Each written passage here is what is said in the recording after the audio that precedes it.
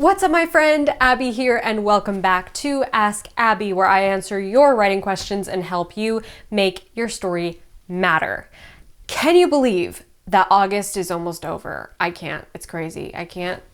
However, I've been making tons of great progress on my writing projects lately.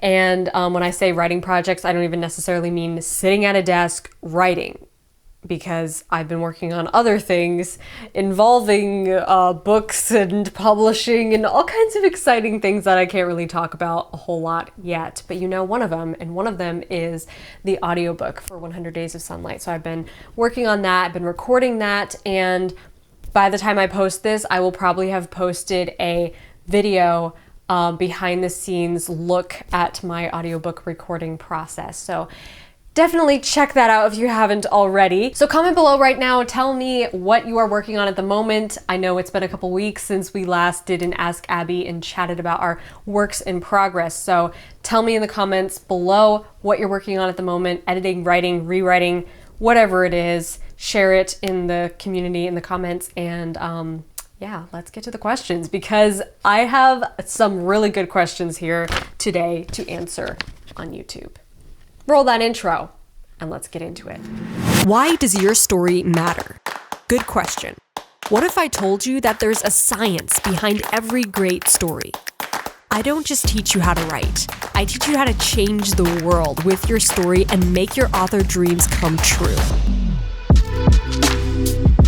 In case you're new around here, here's how the Ask Abby show works. Every other week, I show up here on YouTube to answer questions that are posted in the Writer's Life Wednesday Inner Circle Facebook group. I pick about 3 or 4 questions each time to answer here in a video, and yeah, that's it. To get inside the Facebook group, go to patreon.com/Abby Emmons. Now, let's get to today's questions. First question is from Randa Lee. Hi guys, I recently sent off my book to my editor. My book cover is currently being worked on by an artist, and I'm trying to write a killer book blurb and author bio. Ooh, you're gonna really like my book blurb masterclass coming soon. But I find that every day that passes, I have more and more questions, and Google isn't a good enough source for me anymore. So this is for Ask Abby or anyone that feels like they can answer my questions. That's really flattering to know that I am like even more resourceful than Google on this. First off, is it normal to feel this nervous about sending my book off to the editor? I mean, I've edited it so much I could read it to you with my eyes closed, and I knew I needed to send it off eventually, but my stomach has been in knots since I sent it off. Yes, I will pause right here and just answer the first part first. Yes, that is totally normal to be super nervous. I was like very anxious when I first sent my book 100 Days of Sunlight to my editor. And I think that's just natural. It's like just the editor, professional editing stage jitters that probably every writer gets. But if you are so familiar with it that you could read it with your eyes closed, like I know the feeling, because that's how I am about 100 Days, like 100%. And also a bunch of other books that I've written, I'm like, I can quote them word for word and just go on and on. Because I know them so well, that I've read them so many times and edited them so many times. So it's like, at that point, you can't do anything for your book anymore, because you're so close to it, you're so familiar with it, that you really cannot, you've reached the limit of how much you can improve it, you know what I'm saying? So it's time, the time has come to send it to a professional editor. Don't be scared, it's just the writer jitters, and it will pass. Secondly, when it comes to fonts for my cover, should I create my own or use a font that's normal, i.e. Times or Arial, etc.? It really depends. I mean, I personally don't like Times or Arial. That's just my personal preference. They look just kind of generic, but there are so many fonts out there that you can find for free that are a little bit more creative and interesting. And sometimes it depends on like how you're arranging the typography on your book cover. So if you're using a regular old font like Times New Roman, just the spacing, the letter spacing, the line spacing can do a lot for making it look not so generic. So play around with the typography, and definitely don't be adverse to using generic fonts or fonts that everybody can recognize, because you don't have to have some crazy font to make your book cover stand out. And lastly, when it comes to the copyright page, do I credit everyone here, such as the editor and anyone else that has helped me out or helped me edit? And do I need to get a copyright for my book through copyright.gov? Sorry for the long post, appreciate it. Yes, so you do need to get a copyright, but you don't need to like list the copyright. Like, you don't have to thank the copyright people, obviously, in your acknowledgements. You want to put the copyright at the beginning of the book is usually where it is. So like right after the title page, on the other side of the title page, there will be a copyright area, and that can be, you know, filled with whatever you need to credit. So for me, for my book, I had to credit some sources from Creative Commons that I used, some images from the public domain, so I took that space to credit them as well. And of course, just the generic write-up of, you know, this can't be reproduced and this is copyrighted this date, whatever, by this person, like all the generic stuff. You can actually put that on there even without registering your book with copyright.gov, because you creating a thing, it's copyrighted as soon as you create it, okay, because it's yours. Now, if you want to get an official copyright, I would recommend registering it to get the copyright, and having that proof of copyright is really good to have. And it's like $50 or something, so it's well worth it in my opinion. As for acknowledgements, you can thank pretty much anybody that you want to thank. I wouldn't go on and on too long, but I've seen some acknowledgements that are like pages after pages after pages after pages long. It's kind of superfluous in that at that point, in my opinion, like nobody's gonna read them. But I definitely recommend crediting the people who really did help you out and who you want to thank, and just give a shout out to in the end at the back of your book. I thanked my editor in the back of my book, but not everybody does. So it's really like, it's up to you. The acknowledgements page is yours to do with whatever you want. Also, if some people don't want to be named for their privacy, then you can always just name them in a very vague way of like, all the people who helped me edit, you know who you are. Thank you so much for everything that you did to help me out. Okay, next question is from Casey. So I'm working with 2 critique partners at the moment, but I'm wondering how much of my plot I should be sharing with them. As it stands, they don't know where the story is going, and I'm wondering if they should, so they'll be able to point out any inconsistencies. Or is that something I should save for the second draft?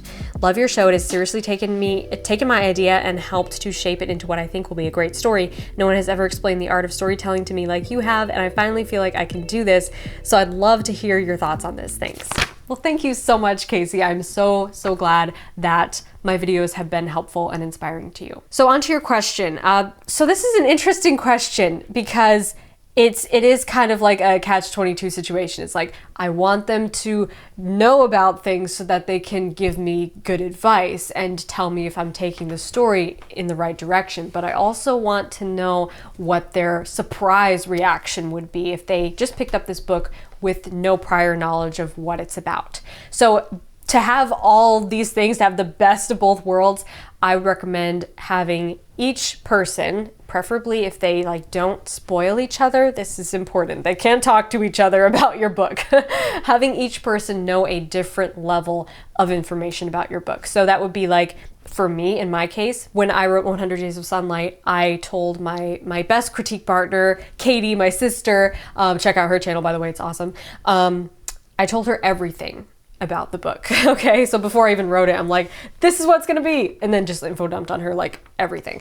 So she knew everything going into it. So she was able to give me good advice and feedback on whether or not I was taking it in the direction that I intended. My second beta reader, I told her some of what was going to happen, but not all of it. So she was a little bit surprised and more towards the end. So I told her like what was going to happen in the first half of it, but not the end. And then when I sent the book to my professional editor, I didn't tell her anything. Like, all she knew was the title. I didn't tell her the premise or any of like the hook or the blurb, none of it. She just knew nothing going into it, and I was able to see her reactions to everything that was like surprise, plot twist, and see how she took the flow of the story as a person who did not know anything going into it. And having this variety of perspectives is really, really helpful because you can see it from different readers' points of view. It's really valuable to know how different readers are going to experience your book based on how much information they have. Alrighty, last question is from Crystal.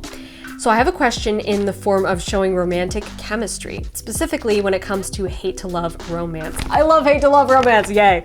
I have read a few different stories where it's done well, where it leaves the reader going, these people are right for each other, and where it's done poorly. I'm wondering what kind of guidelines I can keep in mind when creating dialogue and showing the chemistry where at the point they start falling in love, it is believable. Okay, so I made a whole video on writing hate to love romance. I don't know if you've seen it, it was a while ago, so check that out if you haven't seen it already. But basically the main point that I make in that video is the most important aspect of a hate to love romance is really clearly defining for yourself and the reader what it is these characters actually hate about each other. There is nothing more annoying. Well, there is, but you know what I mean. There's nothing more annoying in a hate to love romance than two characters that are supposed to be hating each other and they really don't. Or they have no basis for their hate. They're just like, that person's so annoying. Why are they annoying? Can you give us like a reason, please? Give them legitimate reasons to hate each other. And my second piece of advice that's just as important really is